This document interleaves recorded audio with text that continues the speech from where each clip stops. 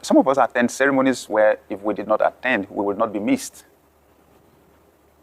So what's the point? You are not adding value. Okay? And sometimes there are things we can actually do as a substitute for the investment of our time. Remember again the comparison between time and money. In some instances, give money and conserve your time.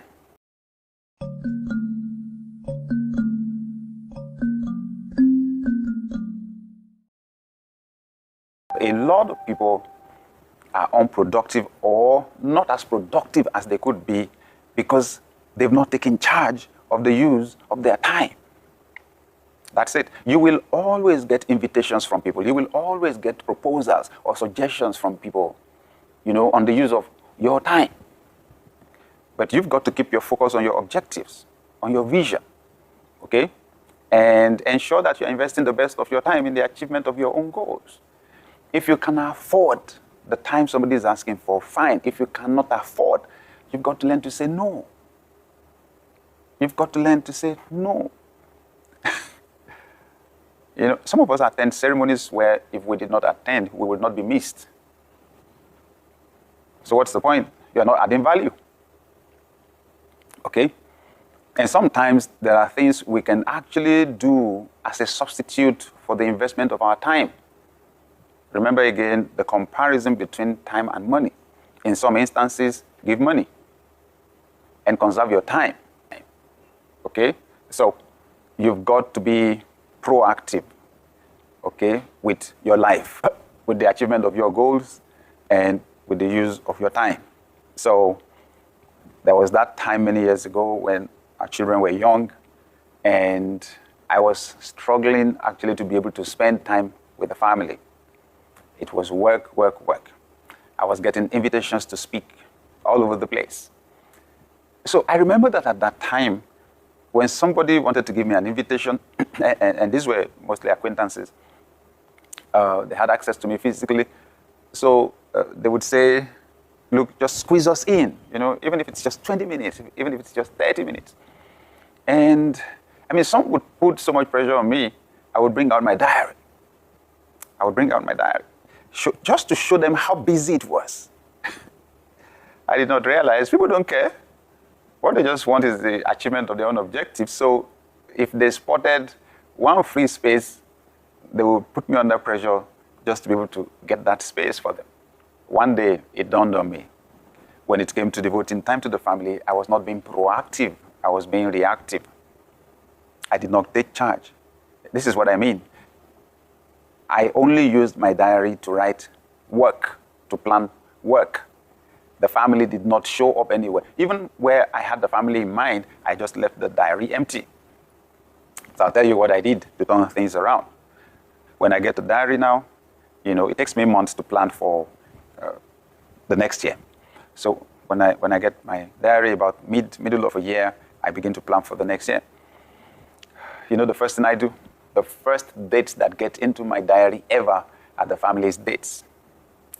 Because I value family. That's it. And I just realized I've got to invest my time there if I want results. So I fixed it. Everyone's birthdays are marked out. Children in school, the resumption date, all the breaks, they're there. Family vacations, they're there. All those go in before anything else comes, before any work comes in there. With that, I've been able to just literally create the time. And I still have time to do my work. Okay? That's what I mean by being proactive. That you don't wait for things to happen to you. You happen to things. You make life happen. You take charge. You take control. And it starts with the planning.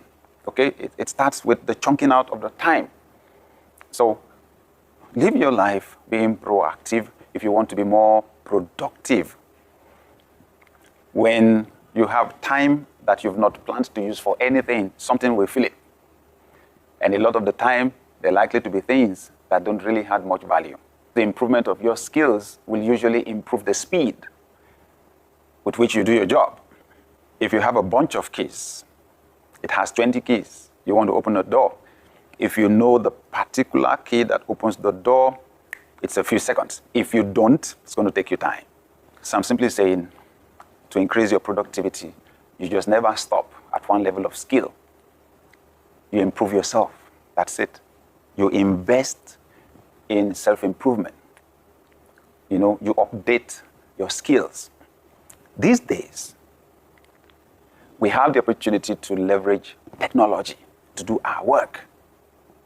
Now, technology, gives leverage, reduces the volume of the input while multiplying the volume of the output. See? So there's no way around it. We've got to learn to use technology. Okay? We've got to learn to use technology. The tools are at our disposal right now. It's amazing.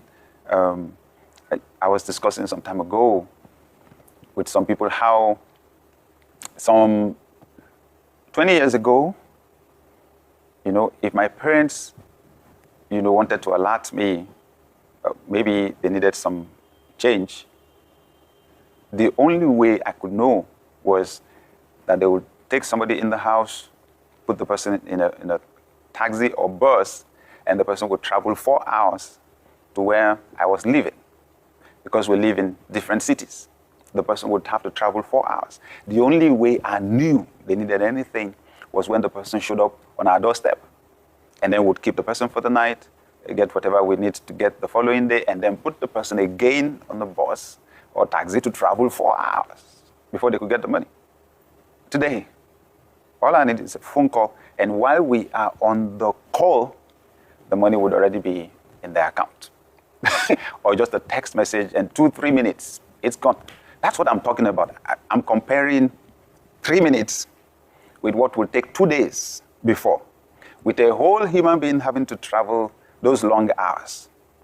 See what technology can do. So I just want to encourage, that with the cultivation of skills, we save time, okay? We solve problems more quickly. We need to cultivate skills. We want to improve our productivity. Let's shorten the time that we invest or expend in the achievement of goals. To shorten the time, we've got to be incredibly good at what we do. We've got to learn new ways of doing the things we've been doing for a long time. Listen, if you're going to survive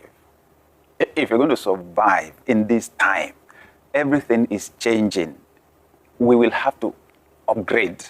We just have to upgrade our skills.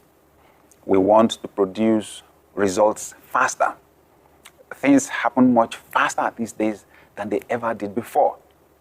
Example, just compare the sending of information through email with using the postal system. Because before, all we had was the postal system. And just compare the sending of an email. Same letter. These days, when we want to send a letter like that, yeah, we can choose to print a letter. You could type it, straight on the computer, So sometimes, if it's an official letter, we can print it out, scan it, and then send it as an attachment to an email. How long does it take? When you click send on your email, how long does it take to get to the recipient? Seconds. Seconds. Where the postal system will take at least 1 day, at least if you're in the same city. If you're not in the same city, then it could be 2, 3, 4, 5, 6 days. Can you imagine sending a letter across continents? Before it took weeks. And now with one email, so it's gone in seconds. So I want to encourage, don't be too old to learn. Don't resist technology. We've got to be humble enough. But just remember, like they say about the dinosaurs, they say the environment was changing. They refused to change. All we have to show for them now are their bones. If you don't want to see only the skeleton of your career or your relationships or your organization, we've got to upgrade.